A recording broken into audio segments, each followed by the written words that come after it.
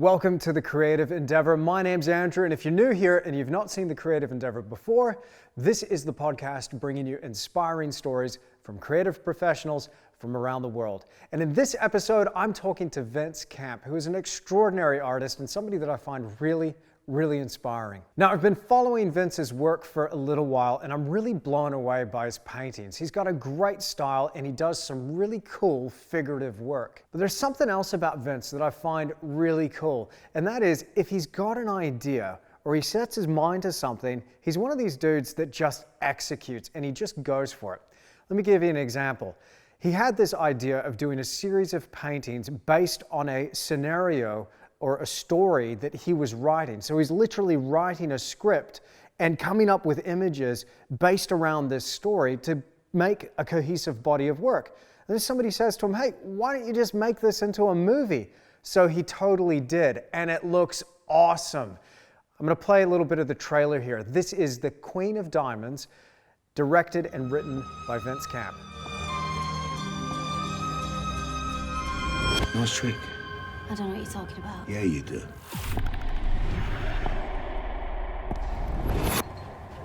If you two want to make some real money, we can talk.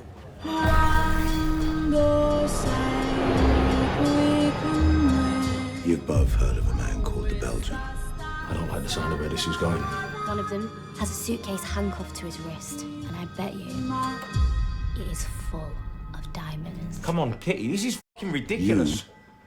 You need to calm down. And you, this is going to work.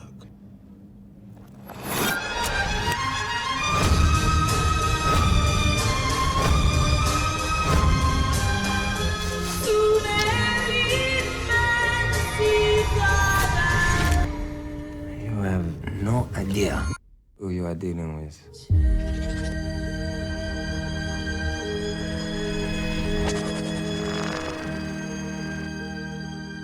Now, how cool is that? Now, his movie and his paintings, they're part of the same body of work, but it's also its own work in its own right, and it can stand alone. And I'm just really inspired by people that just execute on this level. It's really cool to see. So, naturally, I wanted to reach out to Vince. I wanted to ask him all about this and find out what makes him tick creatively, and also find out a little bit more about the business side of art and how he approaches his creative journey from a business standpoint. This was a great conversation. I got a heck of a lot out of it, and I hope you will too. So without further ado, here's Vince Kamp in The Creative Endeavour.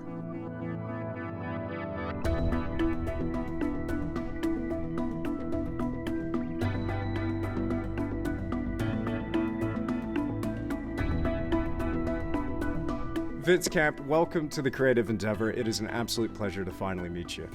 Hello, mate. Thank you so much for this chance to have a chat with you. Been really enjoying your podcast so far, so really looking forward to this. Awesome. I've been following you on Instagram for a little while, and I'm really intrigued by both your art and your process of how you go about making some of your fantastic figurative paintings.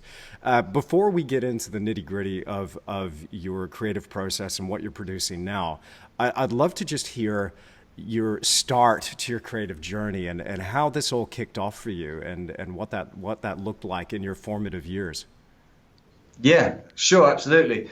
Well, it starts with that classic cliche of drawing so much as a child. You know, that was the only thing really that I did in my sort of spare time. There was no internet and all of that, no gaming and all that. So I was just drawing all the time, just absolutely loving it, just for the love of it. And really, creating and building things was also a major part when I was younger. My dad's a designer of scientific equipment, but we always used to build stuff together. So it was always about building and creating and writing. So storytelling was really a big part of, and still is, of course, part of what I do. It's not just the painting, it's the storytelling element of it that really fascinates me. So yeah, drawing as a kid, then all through school, studying art was never an option. My parents were Dutch immigrants, and they were like, art is something you do in your spare time. You know, you need to get a proper education. So I was like pushed into sort of sciences really, and the painting was just never going to be an option for them, which is kind of weird because my parents are massively into art and took me to galleries all over the place. And we're from a part of Holland that is, has a very sort of big history in, the North Holland painters, particularly in Bergen and Alkmaar, where my parents are from, is this is where all the great painters, were from, around that sort of Amsterdam area. So Rembrandt formed a big part of my sort of education. My parents were all mad keen on Rembrandt. So studying art, that was always weird that it was just never on the cards for me. And then I did a whole load of shitty jobs, but always drawing, always painting, in the background, just as a hobby, really. And it wasn't really until my kids came along that I started pushing it a little bit more. And then I was living in London for sort of 20 years. And so I started really getting much more into it when I decided to make a comic book for my son. We were reading loads of storybooks, and it was just really tedious and shit. And I thought, I can do better than this. This is ridiculous. Wow. So I started digitally painting, creating this comic book, and I then ended up self-publishing. It did quite well, and it sold in bookstores and all the rest of it. Oh wow! And then we moved out of London, so I could finally have my own studio.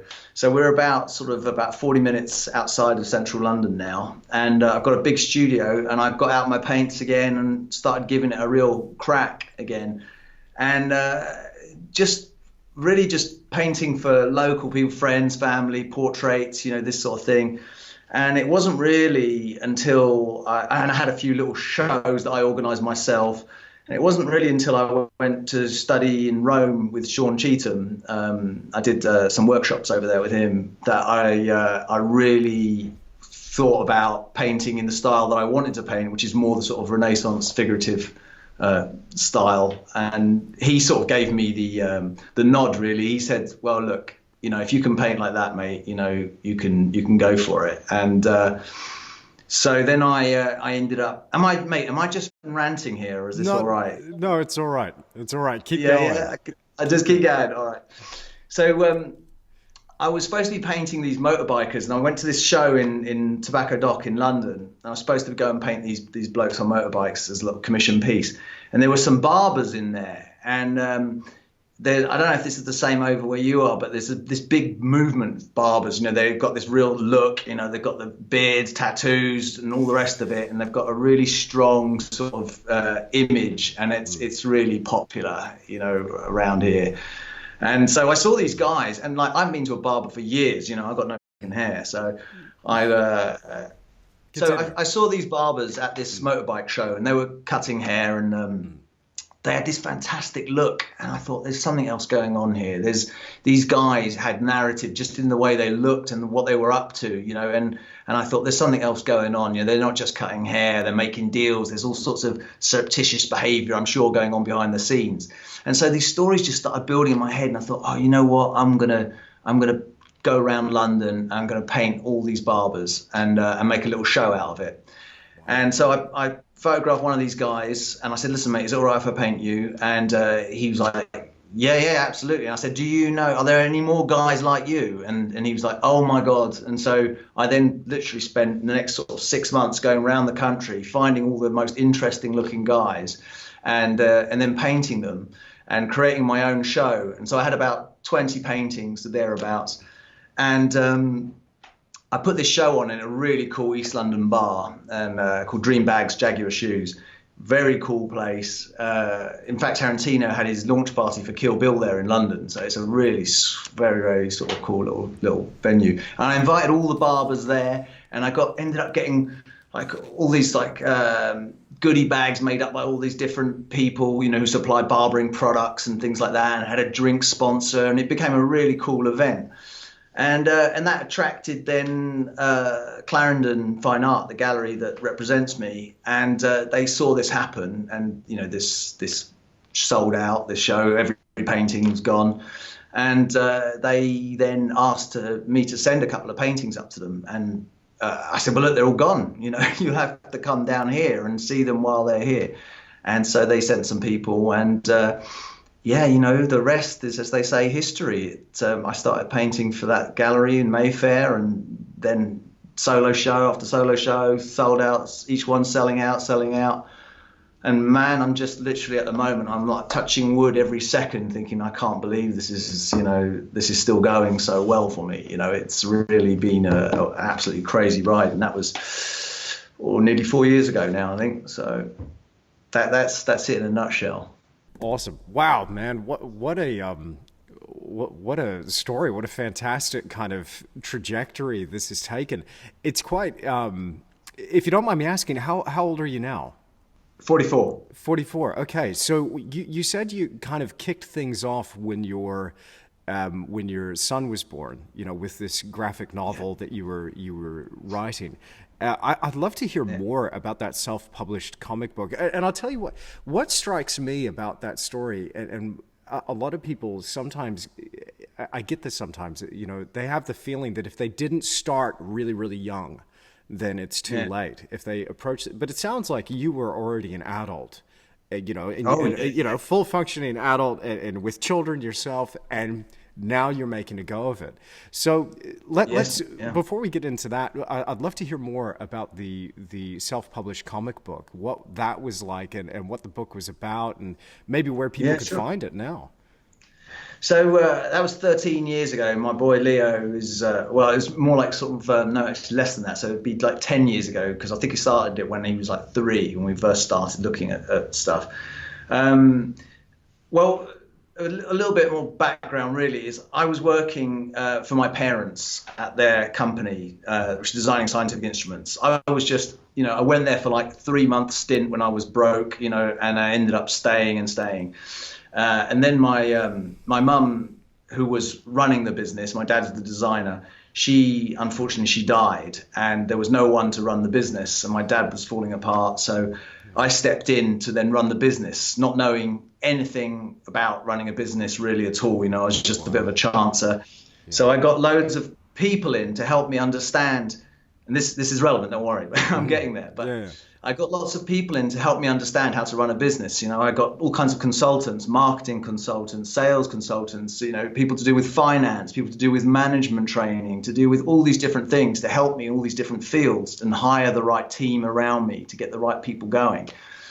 And that actually quickly became quite successful. The business actually started doing really well as I realized that there's all this information out there. You just need to have the balls to go for it, and don't worry about it, make mistakes, go and do it. So it built this attitude in me that, if I can do that, blimey, I could do anything, And so when I started like making this book, people were like, don't be ridiculous. What do you know about that? And I was like, well, you know what? There is so much information out there. So I just started like downloading videos, and courses on how to make comic books, reading, there's some fantastic books out there. What's the one that was absolutely brilliant? Have I even got it lying around here? By Scott something or other. It's all about storytelling. He tells you exactly how to create these books and stories. And I had all the drawing skills, and I've been writing stories forever. So it wasn't as difficult as everyone kept telling me it was going to be. And so the book was called Leo the Robot Slayer. So my son is called Leo. Wow. So we started there, and it was a thing where Leo lived with his grandfather in this dystopian future where the robots that his grandfather had designed had gone rogue and taken over the world, and they now lived in a sort of Terminator-esque world without all the carnage, so much. But these robots were bad, and there were still some good robots around. And anyway, Leo lived with his grandfather, and then eventually Leo was like, we need to take back our world, And so Leo's grandfather built another robot, Benny Bing Bong, which was this other robot would help him, which is Leo's younger brother. So Leo's younger brother came on the scene, and of course he had to be in the story, right? He couldn't just have Leo in there. Yeah. So I ended up creating this comic book. It was like, 50 odd pages, full color, self-published it. It then got taken up by a few comic books. It was in Waterstones, which is quite a big sort of chain of bookstores over here. So it was in some London comic book shops.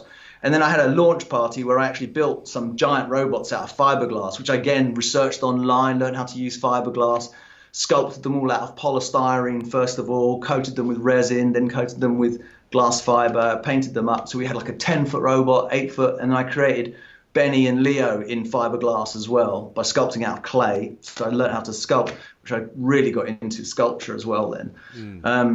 And so this thing got quite successful, and it got some traction, and it was on, you know, a whole load of these sort of blogs and whatever. And then I got contacted by one of these STEM things to go and talk about being a creative parent at the Royal Institute up in London and stuff, and at these lectures. And I was like following Google, and talking about creativity, which was just unbelievable, just based on this thing. So I think that was building this attitude of confidence that, you know, if you can learn this, then you can learn that. And then there's nothing really beyond that scope of learning once you realize that it's just getting stuck in and going for it, you know. And so that's when the painting, I was like, well, look, this is what I always wanted to do. Maybe there's still a chance that I can become this artist. So I worked more and more on being able to create more time for myself. So to become this artist, so I was painting at 4 o'clock in the morning, then going to work all day, then painting in the evenings, and just gradually building the skill set up to be good enough, you know, when everyone's telling you that you can't, if you didn't go to art college, if you didn't start when you were 5, you know, if you didn't do this, this and this. Yeah. So, you know, the comic book really was just another notch to get the confidence into understanding that if you really want it, there's so many tools available out there now to build the skill set that you want to become, you know, the person you want, or to fulfill that dream that you want. You know, it's all there ready for you, you know. So that's really how it all came together. That's extraordinary. And people are going to be totally sick of me saying this, but it is so true that now, today, there's not been a better time to be an artist. There's never been a time like this in terms of acquiring those little gaps, or those little bits of information that fill in our gaps of understanding. Like, oh, I want to learn about fiberglass. Well, how many YouTube videos are going to come up now for free that you can just sit down and watch, where they're going to tell you, you know, about resins and catalysts and pigments that you can color it with, and your process, put it over that, don't put it over that, you know. It's extraordinary. It's absolutely extraordinary. But what I love about that story, you know, as you're telling it, it kind of reminds me that, you know, people do still have in their minds this set framework or trajectory. I'm going to go to art school, or I'm going to be good at art. I'm going to go to art school. I'm going to go from there, get into a gallery, or get a grant, or do this. And there seems to be a set framework or a path. And the more people I talk to, the more I realize that every single story is different. Some people end up getting there in really strange ways. But here, like, you took the bull by the horns. You're just like, I want to do this thing. So I'm just going to go for it. I'm just going to learn. I'm going to fill in the gaps. Awesome, man. That's so awesome. Look, I was kind of the same way when it came to YouTube. And it's always kind of funny when you're running this by people, particularly well-meaning people that are in your family, people that love you and care about you, and they don't want to see you fail, but they're like, hey, you know what, maybe you shouldn't be doing that because you're not a filmmaker. So what do you know about putting together a YouTube video? I'm like, well, I'll figure it out. Absolutely. Yeah. No, that's it. That's absolutely it. And once you've done it once, you know, obviously you fail a little bit to begin with. That's very important, you know, so you test your limits and you build, and then you read around the subject and you go, okay, that didn't go quite so well. And you realize that failing's not a big deal, that no one actually really cares if you fail. No one's really paying that much attention to you, you know. Yeah. It's like you're completely able to fail, even quite publicly fail. And in fact, people quite like it if you fail a little bit and you cock up a little bit and they see things going wrong for you. And I think once you realize that, then why wouldn't you just try and do, you know, whatever it is that you want to do and have a go? Because that's that horrible thing that you don't want to end up, you know, as an old fella thinking, oh man, if only I'd given it a shot, you know. And it's so important. I made a film last year. I had no business making a film, you know. It was a short film and got some really talented people involved, and that's actually the key, is going to people who already know loads about whatever it is that you want to do and just tapping them for that resource, you know, and saying, help me find out how to do this. Yeah. And that's the way to do it. You know, stand on the shoulder of giants. That's absolutely the way to go forwards, you know, in my opinion. I couldn't agree more. Look, seeing as you mention it, let's get into the film. Now, look, correct me if I'm wrong. but it seems when I look at your Instagram and knowing a little bit about the film now, it seems as though you made a film just so you could do these really badass paintings from the stills of the film.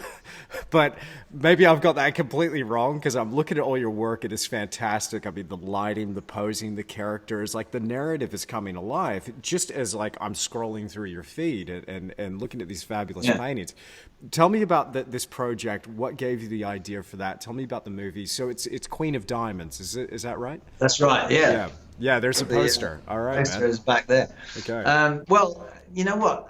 I'll have to tell you a little bit about the process, because there's a little story behind how this film got made.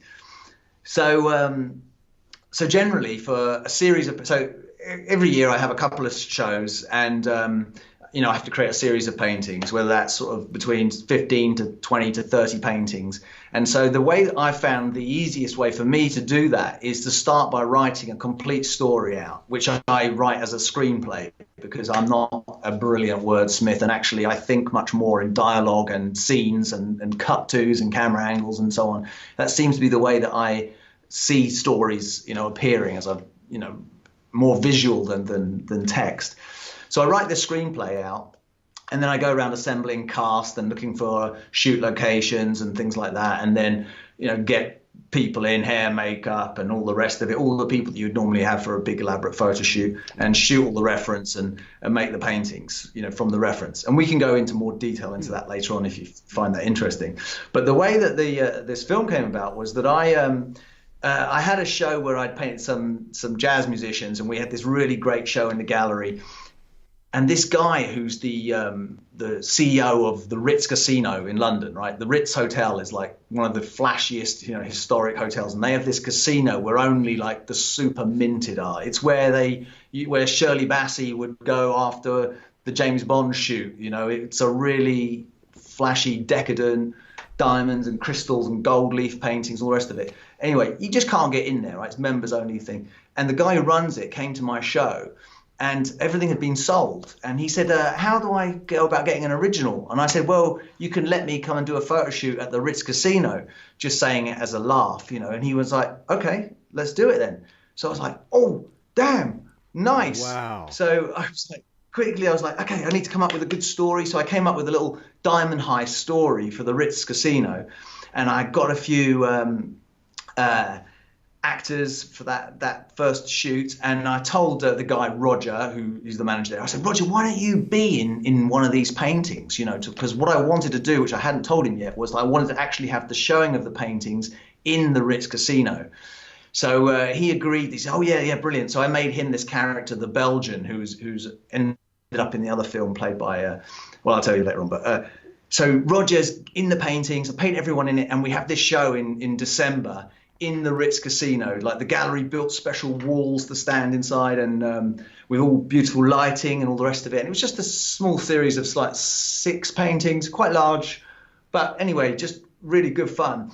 I got a bit drunk, and as it is, and you start talking with people, and there was some film people there that I know, some directors and producers, and they were like saying, look, Vince, you're writing screenplays, you're doing shoots as though you're filming, why on earth aren't you making a film? And so I was like, oh, yeah, that's okay. That's like, how on earth do you go about doing that? So I said to this guy, Naeem Mahmood, who's made a few films, I was like, mate, would you help me do this? Would you help me put a team together to make the film? And I'll ask Roger right now if we can actually film it here in the Ritz Casino. And so that's literally how it started. And Roger was like, yeah, let's do it. So he ended up pulling out because the Barclay brothers, who own the Ritz Casino, 2 weeks before the shoot decided that they didn't like the idea of someone potentially being shot at the Ritz and the diamond thing, and they got all upset about it. And so they cancelled the shoot 2 weeks before, but it meant that the PRs from the Ritz helped me find another location in Mayfair. We got another brilliant hotel, the Westbury, which is, again, super decadent, really nice hotel. And so that's literally how the film came, because I had this script, just started reworking it over and over, working with lots of cool people. I've got a few friends in the film biz, and they all helped me with it. And then to get the cast, Tamer Hassan, he's quite a well-known actor. He's been in a few gangster movies and stuff. He'd been to one of my previous shows, and he said, "Hey, Vince, if you ever do anything again, I want to have something to do with it. Whatever it is, I don't care." So I was like, "Oh, fantastic." So I called Tamer up. I said, "Tamer, I've written a short film. Do you want to be in it?" He goes, "Send me the script, Vince, and I'll tell you." And so I sent it, and he phoned me straight back. And he's like, I'm in. So once I had Tamer on board, I then managed to get like Georgia Mayfoot. She's quite a well-known actress over here. Leo Gregory, who's another really well-known actor. He's been in lots of these gangster movies. Samuel Anderson, he was in Doctor Who. He's in a Netflix series at the moment, which is quite popular. That's gone into its second season. So I had this amazing bunch of people around me, which was just it's mind-blowing. You know, suddenly I've got this great cast. I've got all these brilliant people that Naeem had brought along, like cinematographers and lighting people, and you know, and I was just a chancer. I had no idea really what I was doing, but I had a very clear idea of what I wanted to see, you know, and see happen. And that's when I realized how difficult filmmaking is, and how many compromises you have to make, and it's never quite what you think it's going to be. So, you know, and of course I then had to pay for all this, so I had to make paintings. So that's when I said, right, I'm going to make stills from the film. And that's when I realized as well, this is much trickier, because normally with photo shoots, and I'm sure you're the same, you want to move things around and all the rest of it. Yeah. And when you're going from a still from a film, the composition just isn't right. There's too much negative space all over the place. And so the idea of creating paintings from stills didn't really work, in my opinion, because I made them the same format as the screen, and I pushed things a little bit, but it just wasn't quite what I wanted to do. I wanted to change lots more things, but I still wanted people to say, "Oh, that's that scene from, you know, in the film," because we showed the film at the Mayfair Hotel Cinema, which is where all the big movie companies come to screen for their VIPs. So it was up on a big screen, you know, we had all of the VIP guests coming, and it was like a really amazing night out. And so the paintings had to correspond to scenes from the film that everyone had then seen, you know. And consequently, it wasn't 100% success, in my opinion. Still good, but, you know, an amazing experience. I mean, if you judge it from experiential, you know, success, it was amazing. You know, it was the best thing ever. So it was a steep learning curve, really. But. So the paintings. So if I'm hearing this correctly, the paintings were then, in that case, you're seeing the vision of the film as your primary creative outlet. You're kind of, it's about making the film. The paintings are then secondary to the film. Yeah. Right. There was this, because there was a series already, right, which we called. So the first time that when I painted at the Ritz, you know, and I made that small series that I exhibited at the Ritz, that we called that, I called that Diamond Roulette, right? And that was the name of the series of paintings, and we sold those series of paintings.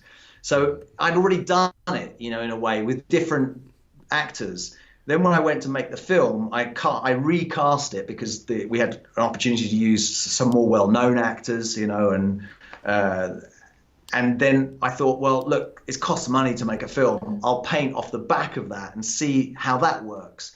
And I decided that actually it didn't work as well as shooting the photos and then manipulating and changing, because I draw everything out after I photographed. You know, I'm sure you do it, many artists do it. The photograph isn't enough, you know, you have to do things. And but in this instance with the film, I thought, okay, let's paint stills. But I don't know, it worked. It definitely worked. I mean, I sold paintings, so it was good. But you know what I'm getting at, right? I know what you're getting at. I mean, for me, my paintings are absolutely amazing. They're exquisite. My work is just the best ever up here before it's done. The minute that you do it, you suddenly realize, oh my goodness, there's so many things I missed, so many opportunities I missed. I could do it so much better. And the older I get, the further I get down this road, the more I mature in my artistic walk, I feel like that's the essential part. That's the bit now that I'm addicted to. And it's kind of interesting what you were saying before about failure. It's like I'm really looking forward to it now because I know that's where the growth is. That's where the sweet spot is if you screw something up, then it's going back and fixing that thing. And it's through the act of fixing mistakes. And we're not talking like wholesale, like real disasters. We're talking like little things that are tweaks in your approach that, you know, make your product, make your painting, make whatever project you're working on better and better and better. I think it's extraordinary. I love the creativity that you're applying to each and everything that you've talked about so far. It seems like the way you're approaching this is a way a lot of entrepreneurs would approach any kind of business venture. And it's not that you have to be an expert in any given field. It's that I want to do this thing. I wonder who knows a lot about this thing. Let me team up with them. That's genius. I think that's absolutely extraordinary, because a lot of people, I think, would also make the assumption to their detriment that whatever thing I'm going to do, whatever thing I'm going to apply myself to, I have to know everything about that. Not true. Oh, okay. No. And actually, it's impossible to know everything, because you'd need to live several lifetimes to get as much information about each different thing. It's much better that you've got this, you likened it to, an entrepreneur who has an idea, right? He has a vision, or she has a vision for what they want to achieve. And then what you then need to do is get all the people together to achieve the vision. That's the end goal, unless, of course, your end goal is just because you just want to be the person that does every little bit of it, then that has to be a personal thing. But ultimately, if what you really want is what you see in your head, it's like, that's what I want to make. How am I going to make that? Well, I don't know enough to make what I see in my head. So I need to get all these other people involved. And that's actually an amazing journey in itself, hearing from all these people how they applied their knowledge into creating these things. It's so much more fun, I think, than just beating yourself up in your studio on your own, being a bit shit at all these other different things that you need to know about. Yeah, and I like the expression as well, standing on the shoulders of giants. I think when it comes to the art business, that is absolutely vital. There's so many people, and it's hard to have a big head about it these days. There's so many people out there that are just like blowing up, and they're massive, and it's so inspiring to see. And there's always a little insight or something that you can garner from how they've done things. The day of being the one-man band and doing everything yourself, I think is it's over. I mean, in terms of even, having to reinvent the wheel every time, you can certainly gain that knowledge, especially today. That's there's one thing that is standing out. So while we're talking, I've got your website up on the other monitor. I just want to change tracks here for a second, because I'm looking at your work, and it's really slick work. It's beautifully painted. But what I'm curious about is the time scale, because there's a lot of paintings here, and a lot kind of that seems centered around this, say, just the Queen of Diamonds project. And I'm thinking to myself, as I'm looking at this body of work, how quick is this guy painting? Like, how long does it take you to make a painting? It's really well done, but there's so much work here that I'm like, whoa, you must be really churning them out. Am I right? Got to be very careful with churning them out in case there are any clients, Yeah. No, There's I know. no churning. No churning. No. With all due respect, of course. I think that the You're time, right. I'm churning them out. I get it. So, look, here's the thing. I think I mentioned to you before that I'm also quite into my physical fitness side of things, and and working hard is important to me. And I work long hours, and I crack on, and I feel like I'm pretty efficient, in what I do. And I don't start painting until I know what it is that I want to achieve, what I want to paint. I think that's what enables me to paint relatively quickly. And so, it's the the process that takes the most time is the coming up with the idea, and then writing the story, organizing the shoot, finding the right cast. That takes forever. Wow. The actual painting bit, after a while, you get to a certain point in your sort of skill set where you can paint pretty much what you want fairly quickly, right? I know you're the same. I've watched your amazing videos. I know you also paint pretty damn quick. You can get things done. And then, of course, there's that last 10% where you could end up spending an inordinate amount of time just getting those last little bits absolutely right, and that's something that I have managed to, even though I struggle and hate the process of releasing a painting and thinking, surely that's not the best I can do. Please don't let that be the best I can do. I have to make peace with that's the best I can do to tell this story and to be able to make this work, as I want to make it. So I'm super strict, man. I get up at 5:30, I crack on, I'm in the studio by sort of 7:30, 8 o'clock, and I work in 90-minute blocks, and I crack on. I get things done, I make lists, and I'm Wow. And it's a really I know it's probably not cool and sexy and stuff, but it's pretty strategic in how I spend my time in creating the work. I do see it as something of like the storytelling part is probably the bit where I'm coming up with the ideas is probably my little flouncy, like, oh, let's get stoned and this is one way that could be good. But when I'm painting, I'm pretty much like laser focused. Let's crack on. Let's get this done. And I have a great time doing it, but I'm definitely relatively quick, I suppose. Wow. So there's a lot of structure. There's a lot of framework behind what you do. I can hear that. So I'm intrigued by something you said there, which is the 90-minute blocks. What's that about? That's. Did you ever read the book Deep Work? Yes, I did. Good one. Yeah. And he talks about like finding, where you can't really concentrate for any more than certain periods of time. And I think he talks about maybe shorter blocks.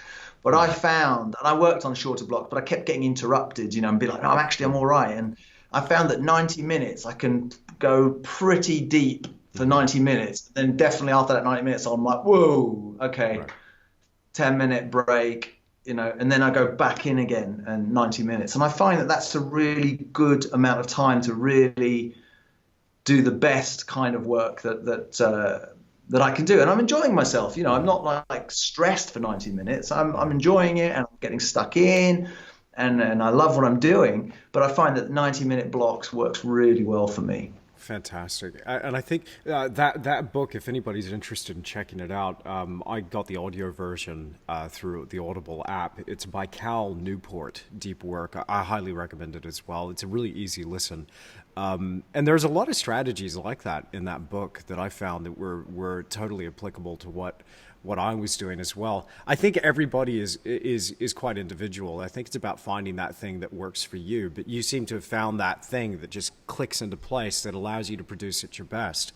And that's, I think that's so vital that we find these strategies that allow us to stay at the easel or at our desk doing what we do best. And, that's why I was such a fan of personal development for years and years, is trying to find those strategies that would allow me to apply myself. The other thing, though, that you mentioned there, which, of course, anybody listening to the podcast would know, I'm a massive fan of physical fitness as well, taking care of the artist as a whole and having this holistic approach to your creativity. Can you tell us a little bit about your physical regimen and how you feel that feeds back into your creative pursuit? Yeah, absolutely.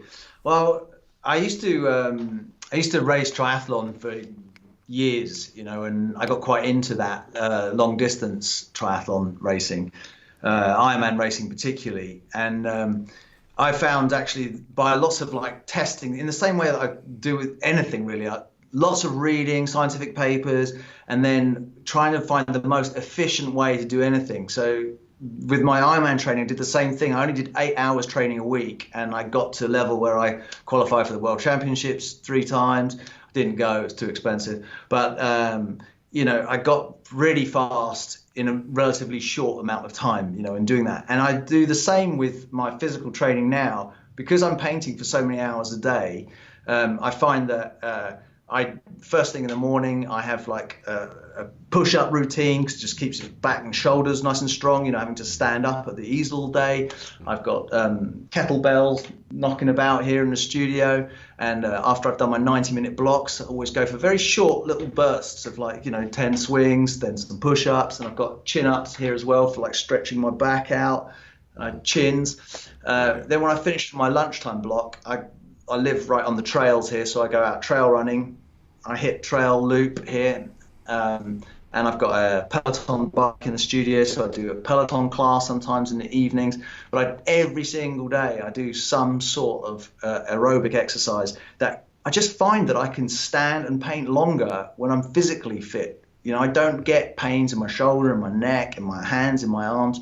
And sometimes it's counterintuitive. People say, but if you're lifting weights and stuff, and how can you do it? I was like, it's by lifting weights and doing all that I feel stronger and more buoyant and more energetic and enthusiastic to get into the studio. I have that pep that you need to go in and like beat yourself up sometimes when you're in front of that painting. Absolutely. I think that it's not only the physical benefits of having a strong body to maintain a position in the studio so you can paint for hours and hours. There's a lot of really interesting research that's pretty well founded now that, with your brain chemistry alone, people that exercise, people that get their blood flowing and really stress their body through some sort of resistance training, it releases so much endorphins in your brains that that has a lasting effect through the day. And it's vital. If I don't know if this rings true for you. It does for me, and maybe a bit of a sensitive subject for many folks, but this whole issue with mental health, there are so many artists that I've spoken to that have their little battle with some form of mental health issue. And maybe it's not talked about enough today, but I think one of those things that has been vital for me is that physical exercise component. It's just getting in the gym and doing it. And it's almost like you don't give yourself an opportunity to be down. And it doesn't mean you're not going to experience problems and go through sad times or depressing times in your life. Of course you will, but I think we're a lot more resilient as a result of doing some sort of physical exercise. Oh, there's no doubt. There's no doubt that I would have lost my mind, God knows how many times over, if I hadn't, if I don't get outside, if I don't hit those trails, if I don't, I mean, the few kettlebell swings and stuff is good for my shoulders and whatever else I'm doing it. But I tell you what, for me, it's the hitting the trails, it's the getting on my bike and then, going out and just drilling it for like an hour or so and just getting into that complete different mind state that I'm then buzzing again and I'm ready to go right at it again. I have to get away in order to come back and be everything that I can be in the studio. Wow. And so how important is routine? It seems like you've got like a set time at which you do things as well. Is that something that you're finding feeds directly back into the painting and the creative side as well? Yeah, I do, man. I do, absolutely. Have you ever read The War of Art by Stephen Pressfield? It's next on my Audible list here. Yeah. So The War of Art and Do the Work by Stephen Pressfield. I've got like about maybe 10, 15 copies in the house. Every time someone who comes to the studio or whatever else, a young artist starts whining about not being able to make it and and I can't do this and do that, I give them a copy of this book because it's the kick in the arse that a lot of people need, I think. I think that it's not glamorous to have a routine and to treat it like a job, but I tell you what, Stephen Pressfield, he's the one really that sort of reinforced to me that you need to, the muse has to find you at work, right? It's getting there in the morning. You don't feel like painting every day. It sucks a lot of the time. It really does. But everything is like that. Yeah. With the highs, there are the lows. And so I found that if I show up every day and I work, some days are amazing. Some days I really fly. But I have to get in there and do it. And, I always do my painting first thing, right? All the other BS, emailing, trying to sort stuff out, organizing photo shoots, dealing with actors who suddenly flipping, let you down at the last second. All that crap has to happen later in the day. The start of the day, I get my painting done, and for me, it's got to be at least 6 hours. Maybe that doesn't sound like a lot, but it's 6 hours of deep, concentration work, and it's at least. So I will go on, but I try to limit it to that so that I then can, because it's every day, right? I'm sure you've got tons of admin, probably more than me, with all the the wonderful videos that you're making and everything. Loads. But it's that last part of the day for me that I have to deal with that grind work, that's and I have to have that routine, man. It's the only way that, otherwise, you procrastinate, right? You're like, what am I going to do today? And you can ask about and waste so much time if you don't have clear intention for the day. Absolutely. Like the minutia ends up taking you over if you don't have a set intent, if you don't state, hey, this is my direction, this is my purpose. And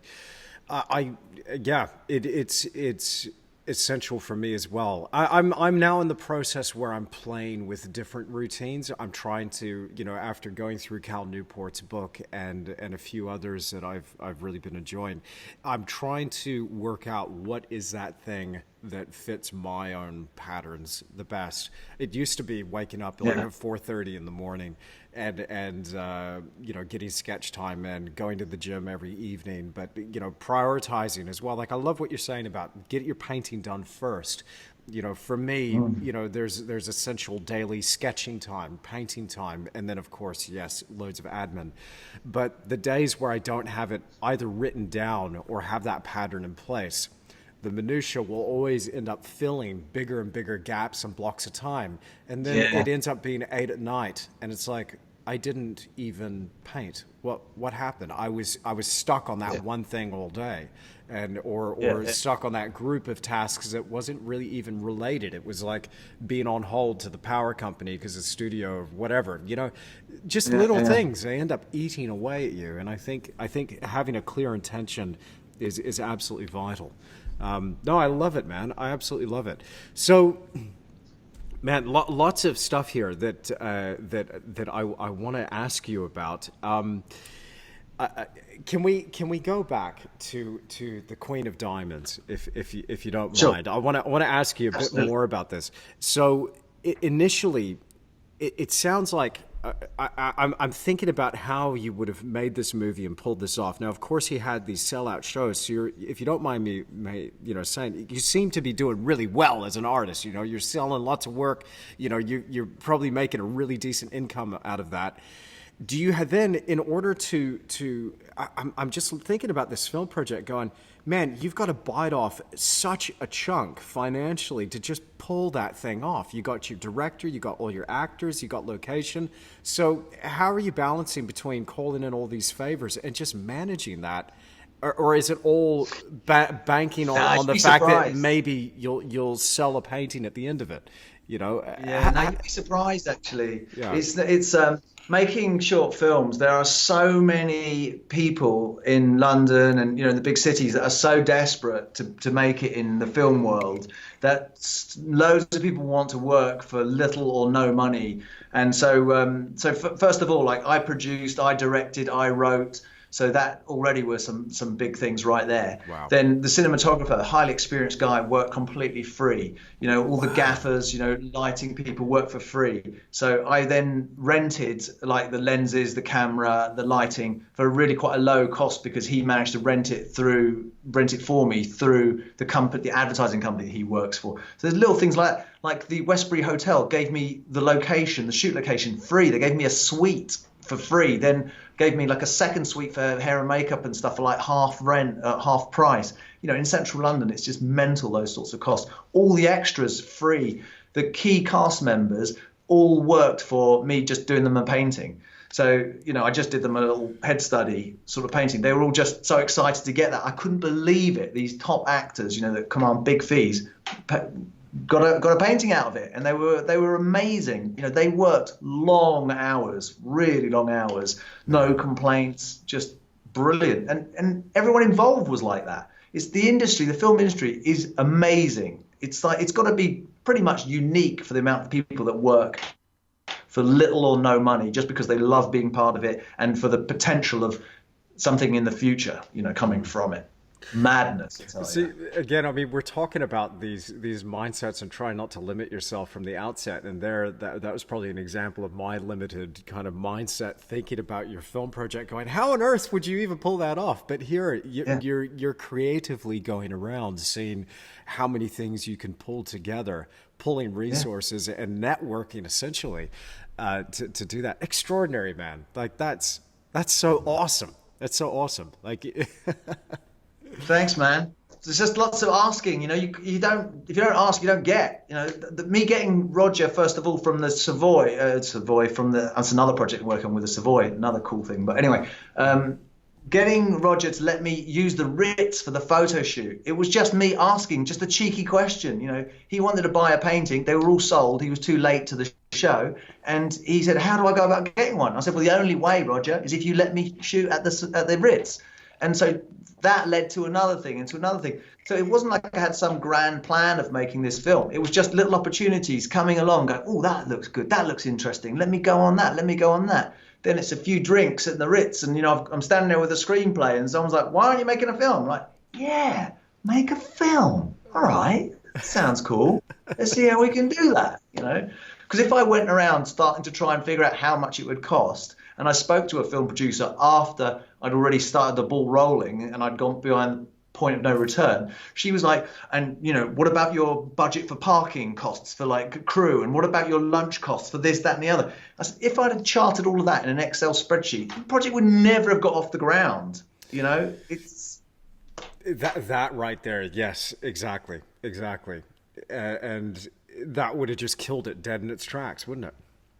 Yeah, absolutely it would have. It would have been impossible. And also, right, my show was like, what was it, like the 5th of December, I think, the Ritz show was. From the 5th of December, the film was written, cast, shot, color graded, you know, everything edited, the whole thing by April. Apparently it's some sort of record. It's like never been done like in that sort of time before, because I'm just like, bang, bang, bang, right, who's doing what? Let's do that. Let's go. And that's, you know, it's really just because everyone says, no, that's not how things are done. I'm like, why are things not done like that? We can do that. Yeah. So I called in a lot of favors. My mate, Mike Scragg, he's got this amazing post-production company. In fact, his color grader is the guy who did Peaky Blinders and The Revenant and things like that. So I had like top people working on the color grade, and I sat in with them, you know, and saw how it was all done. And we had a great editor, you know, and another mate did the composition, the musical score. And, you know, just this. That's the other advantage of being like in my 40s. I've just got all these mates now who are all started at the same time, who've all got, you know, further up in the business and know other people and all of that sort of thing. So I'm not saying that it's easy to do what I've done, but it definitely helps when you're tapped into a network that you've been crafting all these years, you know, and finally you can actually say, oh, wow, come on, let's make this. Let's do this. Awesome. I love it.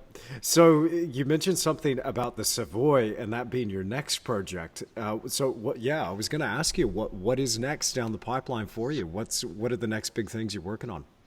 Oh God! So I've just finished painting my show for April 23rd. Mm-hmm. So of course you're invited, mate. I know it's a long trek, but for this year. Yeah, April 23rd. So I've just finished painting for that. So there's been 28 paintings for that. Wow. That's called Max and Misha. And I wrote this screenplay about it's a Russian girl that's coming to avenge her sister who was working for this Russian mob in the city. And there's this like ex-British military guy who's like a fixer for them who ends up helping her. And anyway, carnage. And there's like this kingpin character who has like the samurai girl security force, and I've got the samurai here. This is, you know, I've got these real photo shoot, and awesome. What else have we got here? There was guns involved, and there was all sorts of things. Oh, look, there's another sword there. Okay. So that was a really big crazy shoot that we did in June, and I've just finished then painting for that show. and they escape in this 1965 Ford Mustang, which is my car. And so my car is going to be in the gallery for the show. So people will come in, and all the cast will be there in the same costumes from the shoot and in the paintings, and the car will be in the gallery. And so that show will be on for a couple of weeks. Awesome. So that's what's just happened. And what I'm now working on is actually, this is not necessarily a sort of, I don't know how this is going to work, but again, it's another punt. I mentioned, how much I love Rembrandt, right? And there's a painting that Rembrandt has done called the Anatomy Lesson of Dr. Nicholas Tulip, and I'm sure you know it. It's the cadaver on the table, with the doctor over there and all the students looking at it. And so I thought I'm going to revisit my contacts in the barbering world, because of course barbers used to be surgeons, before they were official surgeons. So you've got like the Institute of Barber Surgeons in London. So I thought, okay, I'm going to recreate this Rembrandt painting, and there's a good, I don't know how many, maybe 15 people in it, but I'm going to use these barbers. So it'll be a shaving lesson rather than an anatomy lesson. So we've got one guy in a chair, prone in the chair, and then we've got this famous barber that I know who's then standing there with the scalpel, ready to do the shave. And then all the other barbers are all leaning in the same sort of pose as in this Rembrandt painting. So it'll be a pretty big sort of 2-meter painting, lots of people, and I'll do lots of studies for that. And it'll just be like a one-off, painting. So that will, when will I start that? I think I'll start that in about a month's time. But I'm in a show in New York in June, so I've got to do a one-off painting for that. So I'm shooting for that on what day are we today? So I'm shooting on Thursday this week, coming week, for that, where I've got like 4 characters, but it's just a one-off shoot, and I've written a little story for that. So I'm going to shoot that in London at this old dive pub.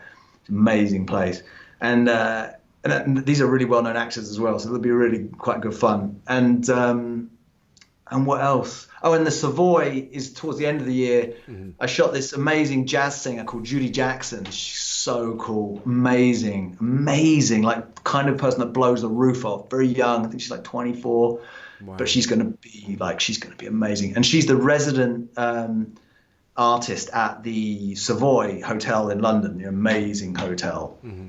And I went to see her there in December, and I did a little bit of a shoot, and we're going to do a show together where she does a set at the Dover Street Arts Club, which is like on the same street as my gallery. And then all the punters will see us sing and then come to the gallery. So that might be in December. So lots. Awesome, man. There is a chance that I might be able to make your opening. No way! There's a chance. Amazing. There's a slight chance. This painting behind me, nearly finished, is being delivered to its client in London. Oh, yeah, and he wants it. He wants it this April. So, yeah. Come on. So it might line up, man. I'd love to go. I'd love to go, but we'll see. We'll see what happens. 23rd of April. 23rd of April. Brilliant. And what was the name of the gallery that it's being shown at? It's called Clarendon Fine Art. Clarendon Fine Art. Excellent. Take note. And if anybody listening is in the London area, or around the UK, and they can make it down, go and see Vince's work. Extraordinary stuff. Please excuse this short interruption. I want to take a quick minute and just let you know that if you're not already subscribed through my website at andrewtischler.com, you could be missing out. Now, why on earth would you want to subscribe? Well, I got a couple of reasons for you. Number one, you're going to get access to my YouTube videos 24 hours before I make them live, which gives us a chance to interact in that comment section.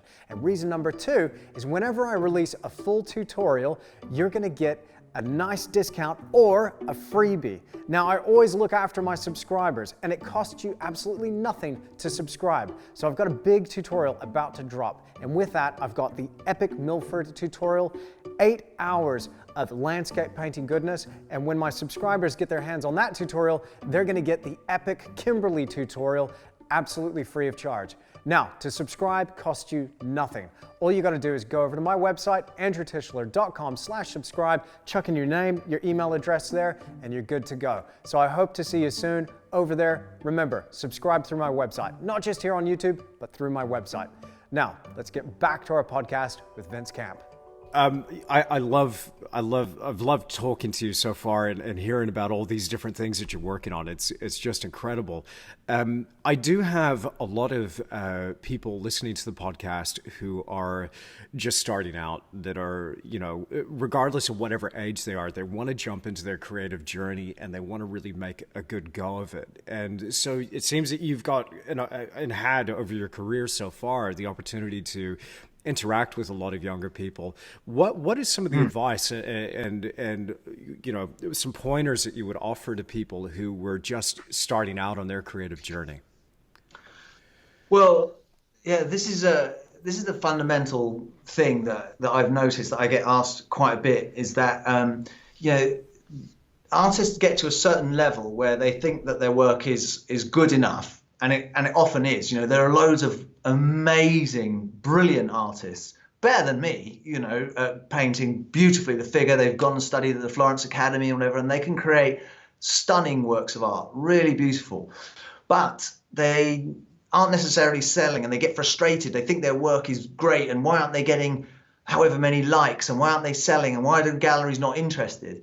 And one of the key things that I noticed is that they're not delivering a package that a gallery can sell. And okay, you don't have to sell through galleries, of course not. There's lots of ways you can sell nowadays, especially with social media and all the rest of it. However, if your intention is to sell to a gallery or even on social media, you've got to be the guy or girl that, does this one thing, right? Really, really well, right? So that people get to know you for a certain type of work, that they can expect that there's more coming. Because if you sell one type of work and then all these other people wanted that same piece of work, and then the next piece is nothing like it, or is a completely different thing. You're painting dogs one day and then the next day you're painting cars, and you can't build up any kind of audience or collectors of a type of work that you're doing. So I keep saying, find something that you really love. Now, whether it's storytelling in some way, or it's like a certain genre that you're going for, try and find one thing that you feel that you can really get amongst, and don't skip about trying to do loads and loads of different things and then getting frustrated, because you will get frustrated, because there can only ever be one customer for that one painting. But if they know, oh, he's going to be painting this series of beautiful landscapes, like the amazing work that you do. You see these amazing landscapes. And can you imagine if next week you weren't doing that? They'd be like, but I want that. And you're like, well, I'm not going to reproduce that, but I'll do another one that's in that vein and with that same inspiring look and all the rest of it.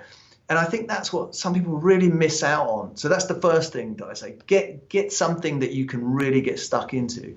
The next thing is, go to art fairs and learn how to talk about your work to people. Learn how to get rejected by people as they walk past and just sort of like go, ugh, I don't like that, or whatever. Learn to ask them, what do you like about this? What do you like about that, that I've done? And try and engage and talk to people about what you're doing. Because I did loads of art fairs, and it really helps, to have people talk to you and tell them, and they say to you, well, I don't like this, I like that, I like what you've done this and there. And each time you just get a little bit more used to being rejected, a little bit more used to someone not really digging or getting what you are doing. And you start understanding more what people do want. You start understanding your audience a little bit more about what do they really get. And it's not that you're then painting to a specific customer's want, but you just start learning just little bits of like, well, what don't they like? What, maybe it's the size. People have small apartments and you're painting giant paintings that it just simply doesn't fit. And you just never really understand that from a little Instagram posting. No one really knows what size the thing is or what it even looks like on the wall. That's the danger with Instagram a little bit, trying to just sell through Instagram. I mean, I can't imagine what it must be like for you when you paint these beautiful landscapes and someone sees it on this tiny little screen. I mean, you must be like, what? Have you got any idea what it's like to stand in front of this, to feel like you're tipping over the cliff into this gorge?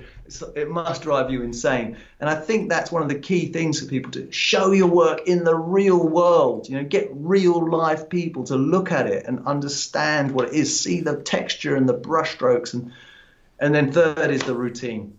Get a routine, get a way of doing it. If you've got a day job, make sure you carve out, whether you're a morning person or a night person, have a specific time that you paint and be really strict about it. Have a clear intention of what you want to achieve in that time and just get the work done, because there's just so much work to be done. Do you ever get people telling you, "Oh, look, I just don't have time. There's only so many hours in the day, and I just don't have time"? What do you say to those people? Oh, it's really hard not to get not angry but frustrated, I think, really, when people say that, because I've got family, 2 children, and I was working a proper job with like 40 odd employees, and working all day and then painting at night, or painting first thing in the morning, 4 o'clock in the morning, and being absolutely exhausted. And if you haven't got time, then you probably don't really want it enough. You just probably don't, because there probably is time. I found time. It was hard, and it was really tough at times to keep everybody happy, and there were definite problems, and we struggled, and I didn't see friends for a long time and all of that. But I think you've got to ask yourself how much you want it, because you can always find time. Be organized. Do you mind, Vince, if we talk a little bit about finances, without going into too much detail or anything like that? But again, I believe as an artist that taking care of the business side of things and having control of your money and your income, and actually having a sensible routine or regimen around finances. I mean, you've got to look after your time. You got to be disciplined there. You got to look after, your routine. You've got to look after your physical health and have discipline there. But one of the other places that I think people are really missing some knowledge and some really good sound habits is around the financial side as well, because I've known so many artists that just couldn't get it together. And here you seem to be making this work as like a business. I'm wondering, what are some of the strategies that you have there? For me, it's all about diversification. Of any painting, I'm making several streams of income just off one painting.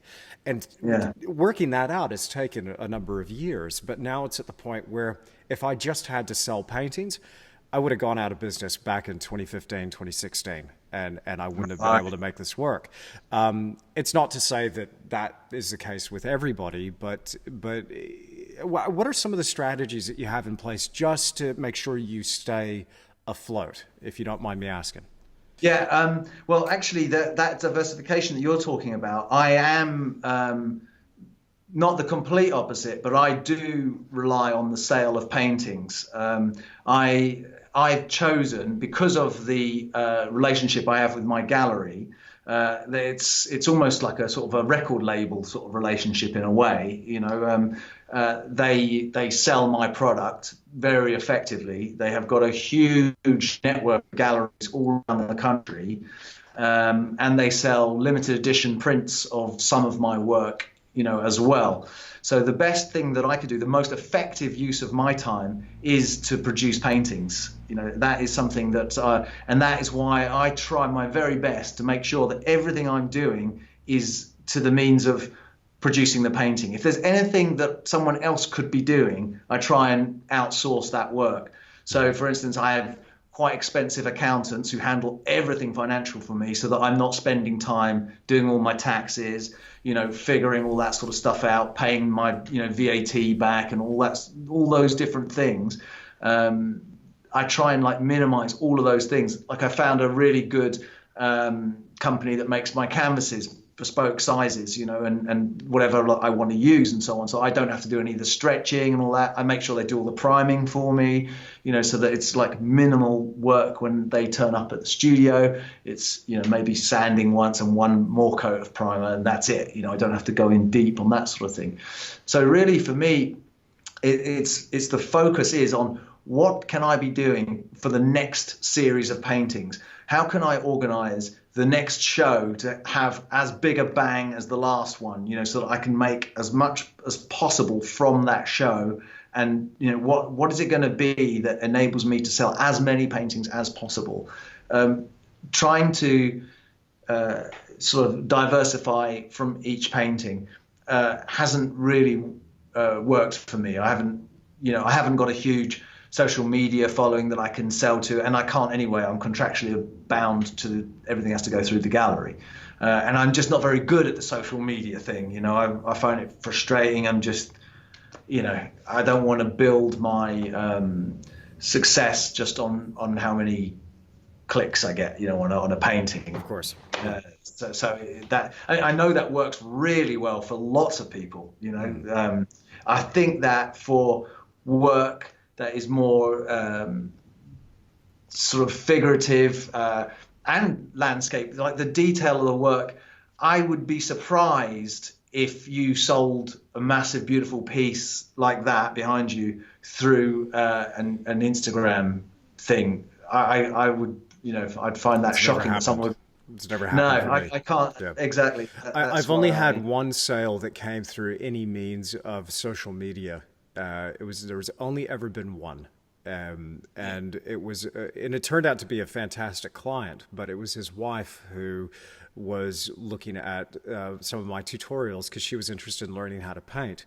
And then he saw the painting in the video and then saw it on Facebook, and he's like, actually, I really like that. And then, he got in touch and I made the sale from there. And then he commissioned a massive one.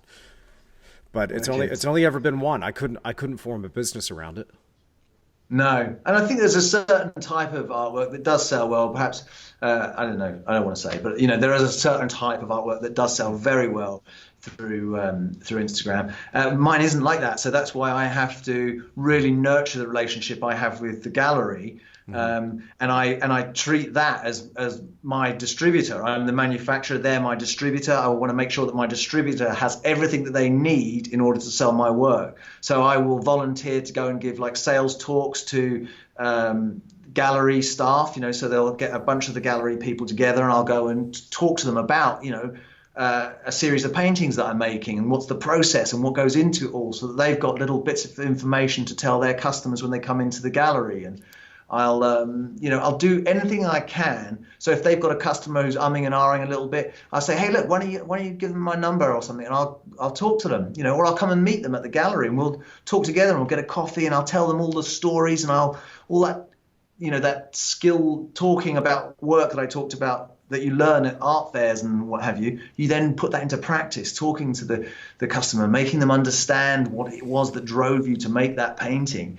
and about, why it's special. Because when they meet you, then I met the artist and this and that, and it all helps. So for me, the finances is based on nurturing the relationship with the gallery, because they're my sales force in a way. So that's what I really focus on, trying to give them everything they need to sell my work. That's extraordinary.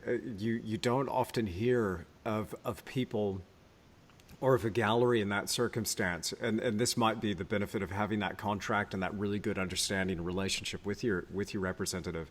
But often the galleries will fiercely maintain that middle ground between you and the client. And they won't, will never meet the people that are buying the painting. But it seems like you've got a really great understanding there, where that is something that aids the process of making the sale, which is fantastic. I found that to be essential. There was one gallery, and he was a guest for episode 12, I think it was, Colin Dixon, dear old friend of mine, an amazing guy, beautiful guy. He sold my work for over 12 years. And he would essentially, if he had a client and I was just down the road, he would call me up and he'd say, Andrew, I've got somebody in the gallery nibbling at this painting. They're thinking about it. Why don't you come down and tell them all about it? That was wonderful. He was the only example I ever had in my career of somebody that was willing to do that. That's so bizarre. Isn't it weird? Yeah. And I think there are a lot of galleries that are doing that as well, that just fiercely maintain that middle ground, and they don't see the opportunity in there. And also, maybe it's also on the fault of the artist. Maybe a lot of us just don't even think to ask.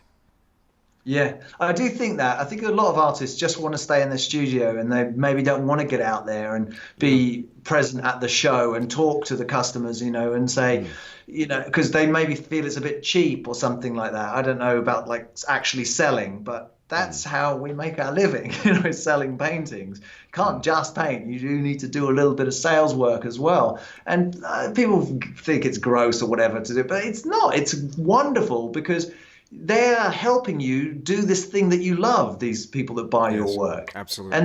And to meet them and know about them and know where the painting's going to hang and all these sorts of things. That's a privilege, man. It's wonderful to meet the punters that buy the work. And so I love it anytime. And in fact, some of the people that have bought my work, they're just the most lovely people ever. And I know all about their families and all sorts of things about them, and it's a really nice relationship because they've invested significantly in the work, and it's a really wonderful thing.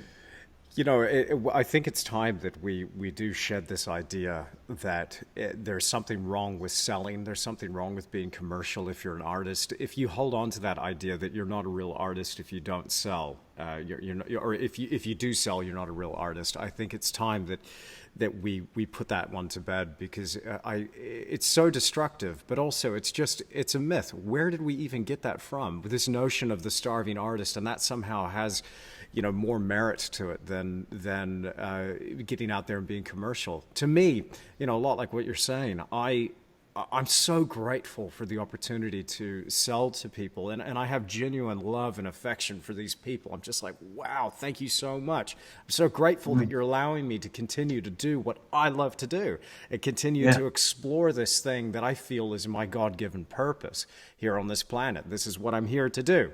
Thank you for facilitating that. Thank you for making that possible.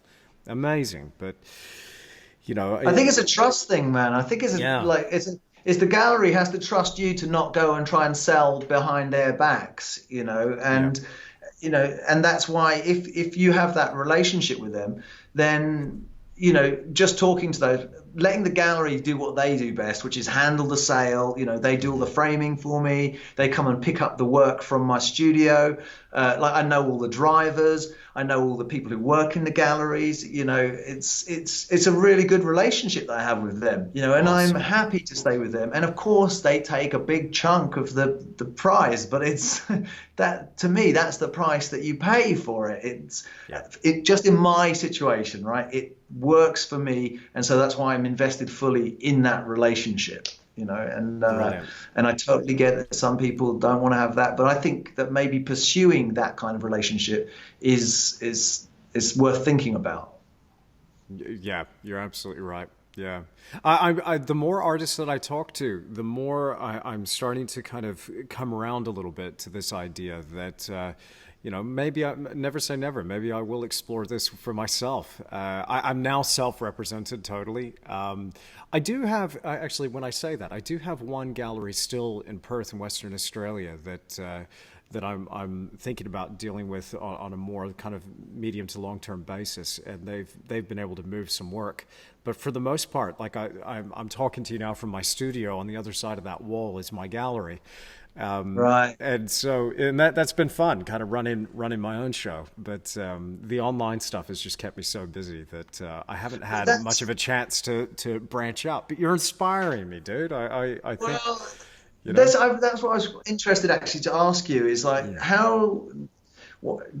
doing all these other things like making the tutorials, which are wonderful, really good, and all of that sort of stuff. That's obviously taking away from the painting side of things. So do you see all the podcasting and tutorials and videos and stuff, is that something that you just do because out of enjoyment, or what is it that you really find the real, is there another benefit, something else that you're doing it for? I found that my online journey and my artistic journey for the past 4 to 5 years I've really been discovering a lot about myself. And I originally thought I am just a painter and I paint in my studio and that was it. Now there's this wonderful kind of feedback mechanism that's happening between myself and people that are following me online, where I love to teach and I love to share. and I love I love kind of learning new techniques, developing as an artist, gathering more information, and then passing that on. And to me, what gets me and really fires me up to and gets me out of bed in the morning, essentially, is like when I get an email from somebody saying, I haven't painted in 30 years. I watched your video and I went out and I bought some brushes and some paints, and now I'm going to have a crack. I'm going to give it a go. I'm like, whoa, man. And to me, I'm addicted to that now. So that really has taken over. Now, of course, in order to be able to do that and to have that kind of relationship with people all over the world, I have to be producing paintings. The interesting thing is, though, since starting and running this as an online business, I've now, the end goal has changed from producing a product that sells through a gallery to now producing a painting for a lesson. And now it's changed the question for me. It's like not what can I paint that I think will sell. It's what do I really want to paint? And now my relationship to my work has changed, where a lot of the work that I'm painting now, I'm actually keeping a lot of that work. I've never had that relationship with my work before. Like most of the time when I'd finish something, it'd be like, you know what, it's time to shed this. I get it out of here. I don't want to see it again. Tell me about it. And it's not that I think the paintings that I've done are perfect. Far from it. I mean, there's a lot of stuff that I would do differently if I had the opportunity to do it again. But now I'm just like, you know what, I'm going to fix that on the next painting. I'm going to fix that on the next painting. It has really totally changed the direction of my business, you know, if I'm completely honest. And I do love this new direction. It just seems to jive with my personality. And it's weird, you know, being an artist nowadays. I mean, and I think it's always been a lonely pursuit, you know, exploring your creativity, toiling, you know, away, just the graft of just putting in the hard yards in the studio. No one's there while you're doing that. But then the minute you put a video up on YouTube, or you make a post on Instagram, or you share something on Facebook, or I put out an email to my subscriber list, now suddenly that feedback just starts pouring back in. And it's not a question of being addicted to the praise. What I'm addicted to, and the bit that I really love, is hearing that I've helped in some way. That's the thing that gets me, that I've inspired somebody, that I've motivated somebody, or maybe I gave them a little insight that they haven't heard it put quite that way before, and now they understand tone or color or composition or whatever, you know. No, it's amazing. I mean, I very much enjoy your videos, especially like the last one, watching the gorge, the building up, and also using, you know, the Wacom, because I do the same thing, man. My process, I've got this thing that I'm talking to you right now, this Microsoft Surface Studio, which is just game changing, because I had the big Wacom before, which I did my comic book on, was on a Wacom screen. I started on the desktop tablet, you know, like I think you were using, and then I eventually managed to get a second-hand big Wacom screen that you can, you know, draw directly onto the screen, which was just total game changer. You can just do so much so quickly. But those tutorials, I still am watching tutorials all the time. I'm watching a load of tutorials on 3D, building up 3D environments, like so that I can shoot actors in a basic studio and then completely construct a 3D, because quite often my shoot locations fall through the last minute, or they're not quite right. And so I'm like, okay, so now I'm learning how to do that, you know, and then in Photoshop paint those environments where they're in.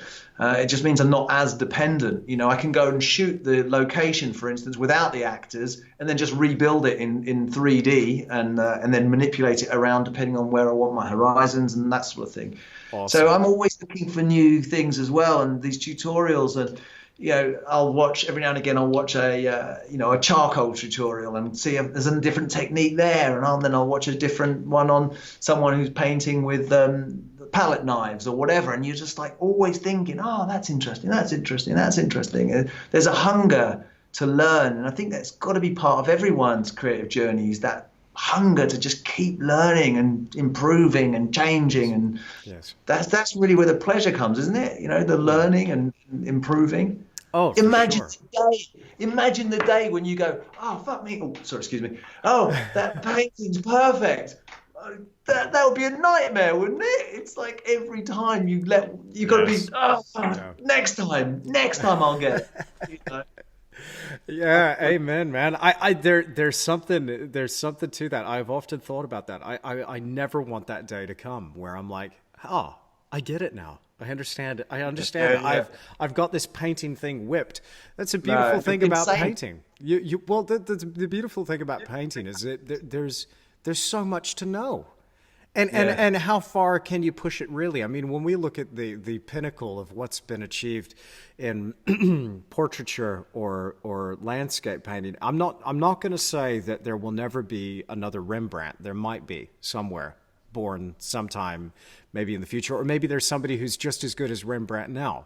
But it's really hard to look at a Rembrandt painting and go, oh yeah, I get it. To me, I still look at it and I go, how?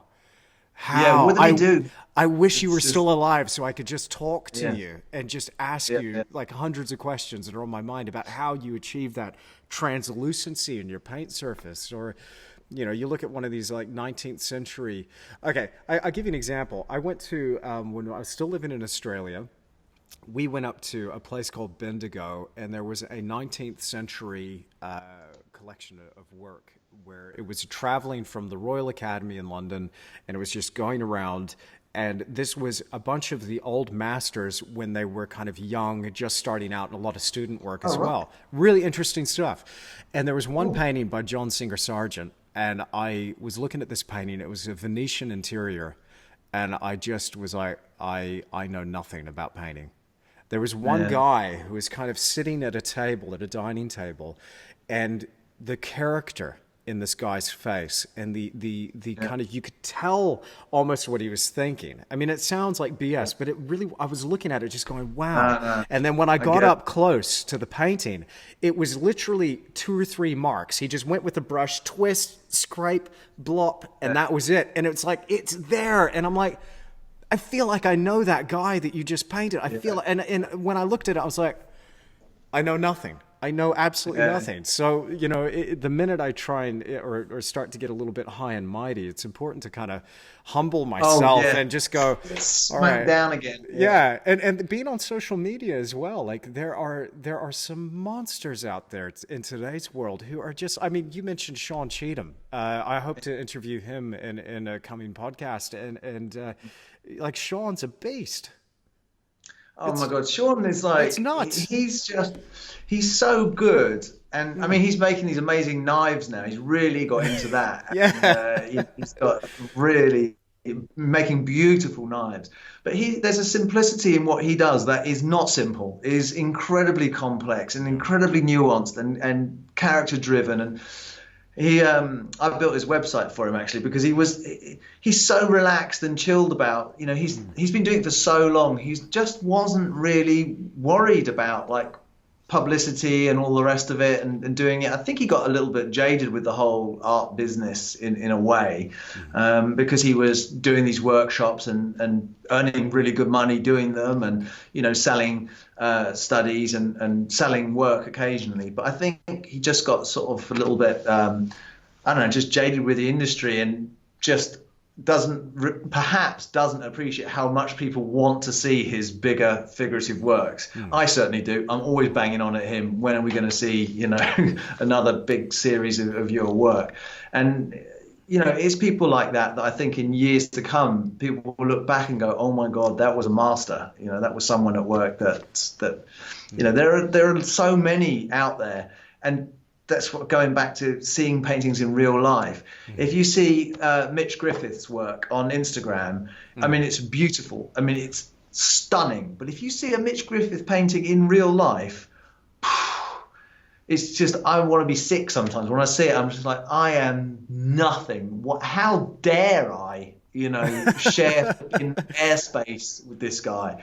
He's just so good. It's just painful to me. There's loads of people like that. Karl Dobsky's another one that I just think, oh, you know, some of the work he does. Nick Arm, he's got a show at Arcadia, I think, at the moment. His work is just flipping out. There's a beauty and a simplicity to it that just makes me look at my work and just hate all of it and just think, what am I doing? How dare I?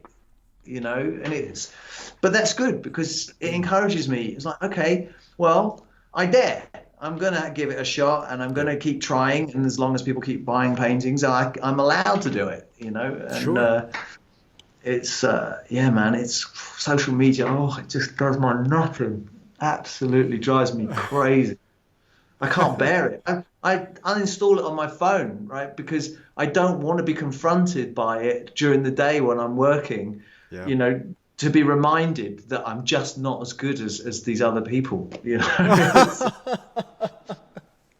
That's an interesting point of view. Wow, wow, wow. Okay, okay, yeah.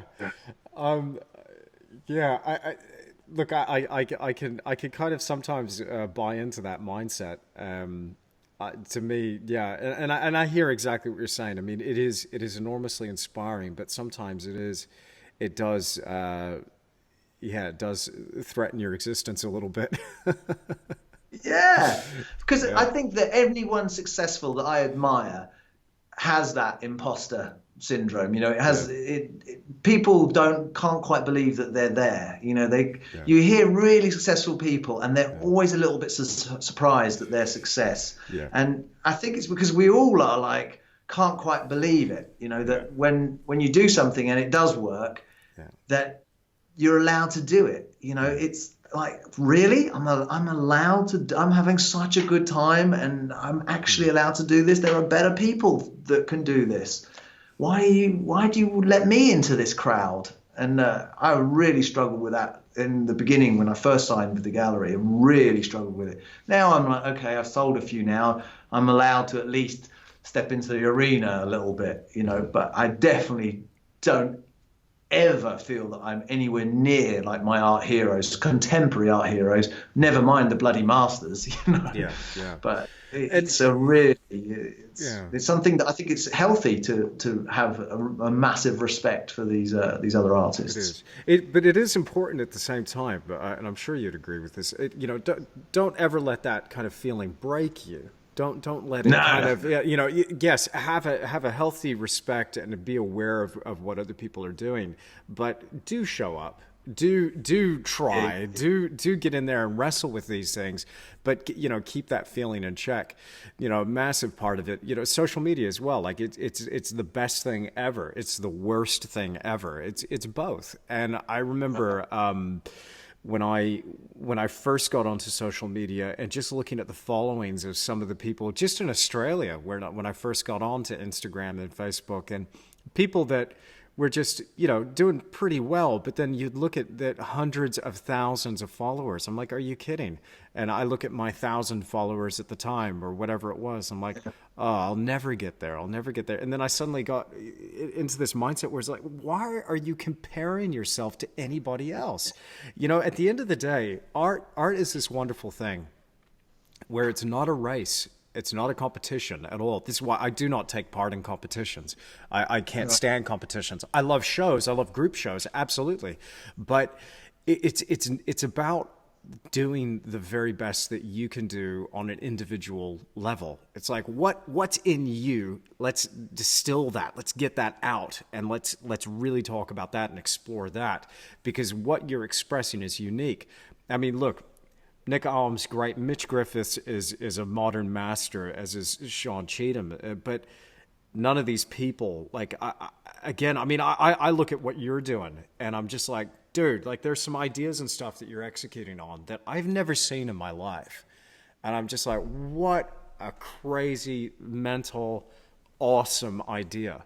Like, and if you didn't, I mean, not just you, but like anybody, I guess, listening to this, even for myself, like if you didn't execute on those little things that are just might seem like just a weird idea, just a little flash in the brain, you might be the only one charged with that bit of inspiration to give birth to that idea. And if you don't execute on that, and you buy into the, you know, how dare I, or imposter syndrome. And I know, I'm not saying that so much for you. Like, I know you've got that whipped. I mean, but it's, I often think it's I don't know if it was Les Brown or one of those motivational speaker types who was saying, you know, how many ideas and dreams and businesses and goals are still in the graveyard. that were never lived out, you know? No, definitely.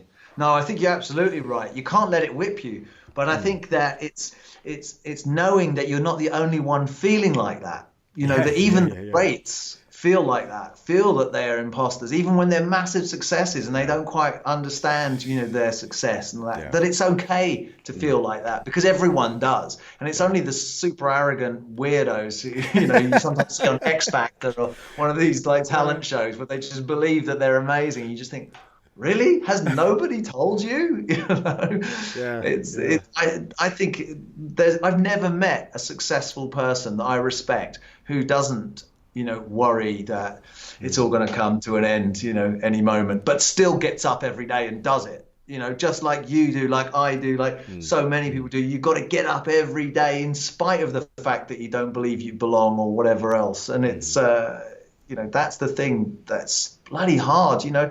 Can you imagine if you were just like a postman or something? You get up and maybe walk your dog and post some letters and stuff, and maybe have a really, really lovely lifestyle. How awesome would it be if you actually wanted to do that, and that was your job and you were super content? I wish that that's what I wanted to do sometimes, but I can't do that. I have to do this. And sometimes it's a curse, you know.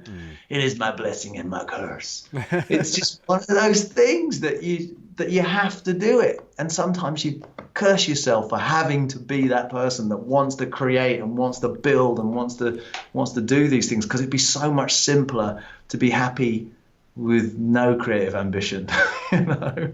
Yeah, for sure. For sure. So I think the key there is living out that thing that is your calling and what you feel is your purpose, to actually do that thing, and not let up on that pursuit. Just keep driving at it. That's absolutely essential. Absolutely essential. Yeah. You know, you can do it. This is the thing. You know, there's nothing special about anyone really. I mean, obviously there's a bit of talent that you need, no doubt. You've got to have some, but I think that the real talent is the grit that you need, right? It's that, what's that great Rocky saying? It's not how hard you can hit, but how many times you can get hit and still keep getting up. It's something like that, right? Yeah, I love it. I really feel that that's so important, because you're going to get rejected so many times and it's so tedious, and you just think, oh, why am I doing this? But it's that getting up every time, and then you have that little bit of success and then another little bit of success, and you start thinking, wait a minute, this might actually be something. And then you'll get knocked right back down again, but you know that you've had that bit of success and it will come again. And I think that is ultimately, in any creative business, it's that being able to keep coming back over and over and over again. That's really ultimately what does it. Absolutely. Yeah, for sure, man. I mean, I was rejected from every single gallery I approached when I first started out. Every single one. Yeah. They're just like, you're not good enough. Sorry. They feel sick now, don't they? And they see these beautiful paintings. They're so sick. I got an email from one dude that was particularly rude about it, and he just said, "No, look, your work's drab. It's boring. Sorry, I'm not going to take it on." And then it was years later that he's like, "Oh, I've heard a lot about you. You really, you're great. I'd love to take on some of your work. If I have this gallery. I'm not sure if you're aware of it. Didn't remember me from anybody." And I didn't even answer his email. Didn't even have the courtesy to answer his email. I just let it go. I'm like, haha, got ya. That's not, yeah, exactly. You should have just replied with his last email. Well, it was all done on purpose. I showed up. Rookie mistake. I showed up to the gallery unannounced with paintings under my arms. So maybe that was, that was a bad move. But I mean, still. It wasn't great work. You don't have to be that way. You don't have to reject people that way at all. There's a much nicer way of saying, well, this isn't for us. Simple as that. I was a kid too. Like, I was really young. Like, I would have been maybe 20, probably around 20. Yeah. Like a young. And I was just like, anybody else, I think some of that would have just really, really broken them. Yeah, and for a while, if I'm honest, it broke me. I was like, oh, maybe I'm not cut out. But then I was like, no, I'm going to get good. I'm going to get really good. And I thought I was good Like I thought, like I mean, I was always the kid that drew. Everyone had told me my whole life in school. Oh yeah, Tish, he's awesome at drawing and painting. He'll be right. But I just, there was something about this that just in a commercial sense, they couldn't see how they could sell that work. I can't even remember what it was. It would have been a lot of landscape, seascape stuff. But yeah. Oh well. Let them go. Let them go. Yeah, exactly.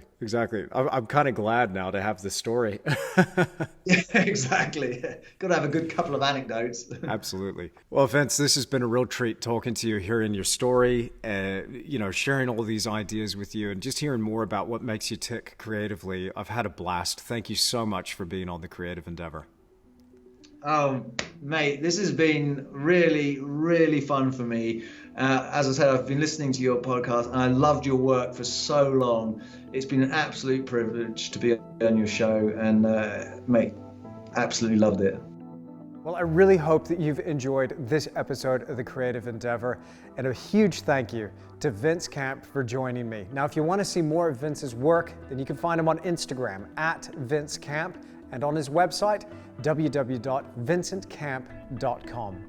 Now, again, I hope you enjoyed this wherever you are in the world. Everybody is going through a bunch right now with this recent global crisis, and I just wanted to take an opportunity to just reaffirm my commitment to you. I'm going to be doubling my efforts here. A lot of people are out of work. A lot of people are really hurting right now. And what I'm going to try and do, just for what it's worth, is I'm going to be doubling those efforts and try and bring you even more quality, free content, so you've got something to listen to, maybe to take your mind off all the bad news that's happening at the moment. But I've got plenty more videos on the way, lots more podcasts, lots more YouTube tutorials, so you can count on me to provide a creative, artistic distraction from all of the chaos. And I hope we're past it very, very soon. So I hope this finds you well. And look, if you like this episode, then please do me a favor, click that like button for me, leave me a comment down below, and make sure you're subscribed to this channel. Click the notification icon so you're notified next time I upload a video. But most important, make sure you're subscribed through my website at andrewtischler.com. Thanks so much for stopping by. I've enjoyed your company, and I look forward to seeing you again very, very soon.